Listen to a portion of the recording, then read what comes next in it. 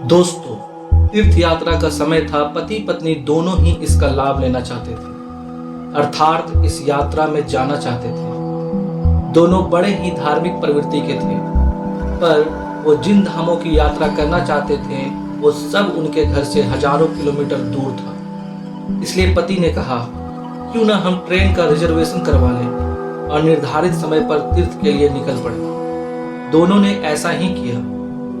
अगली सुबह उनकी ट्रेन थी, लेकिन किसी पड़ोसी ने आकर उन्हें सूचना दी कि क्या आपको खबर मिली, आज सुबह की ट्रेन से जो व्यक्ति यात्रा के लिए जा रहे थे उस ट्रेन का भयंकर एक्सीडेंट हो गया। ये सुनते ही दोनों पति पत्नी घबरा गए और दोनों ने एक दूसरे से कहा, हम ट्रेन से जाने का रिस्क नहीं ले सकते।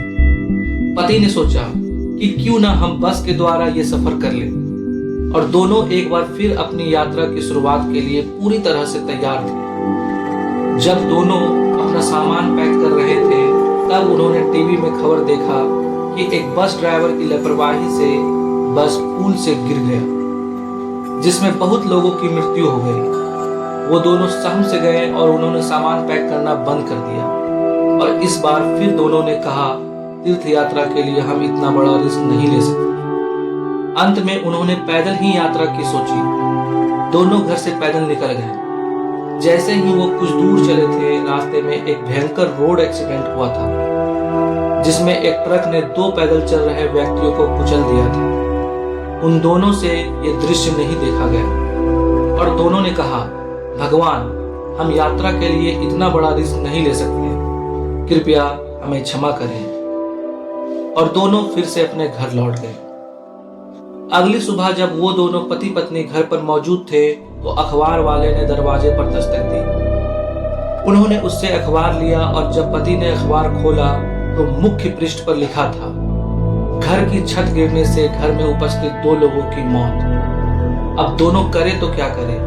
अब उन्हें इस बात का एहसास हो गया था कि जिंदगी में रिस्क न लेना ही सबसे बड़ा रिस्क है।